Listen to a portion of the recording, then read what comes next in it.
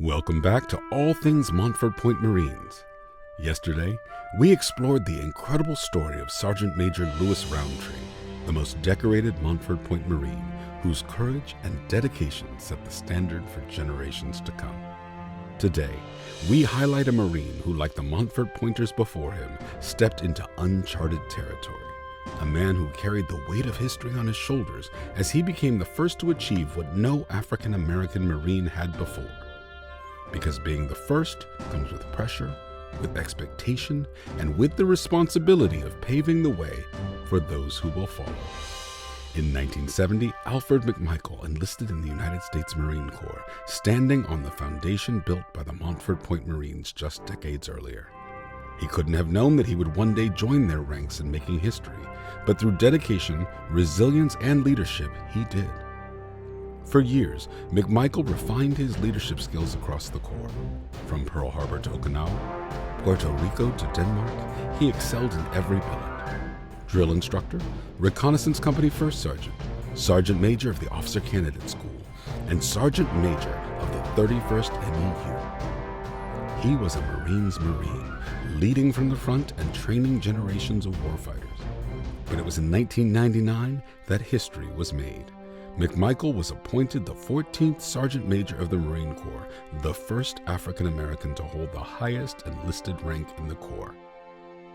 He now bore the responsibility of representing every enlisted Marine, ensuring their welfare and shaping the force for the next generation.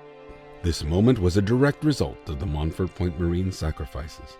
Their fight to serve in the Marine Corps, despite segregation, racism, and institutional barriers, made it possible for McMichael to step into this role.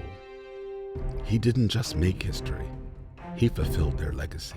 During his tenure, McMichael oversaw major changes in the Corps, including the creation of the Marine Corps Martial Arts Program in the early years of the global war on terrorism.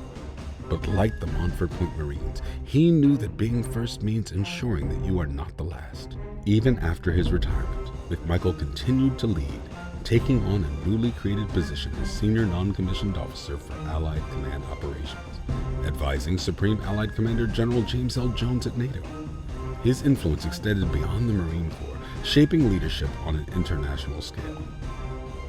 And to ensure future generations could benefit from his experience, he authored the book, Leadership: Achieving Life-Changing Success from Within, a guide to the principles that helped him rise to the top. Sergeant Major McMichael's journey proves one thing: the Montford Point Marines changed the Marine Corps forever.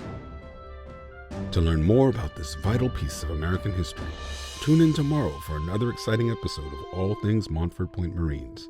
Visit us anytime at montfordpointmarines.org to explore this remarkable legacy. The world needs to know about the Montford Point Marines.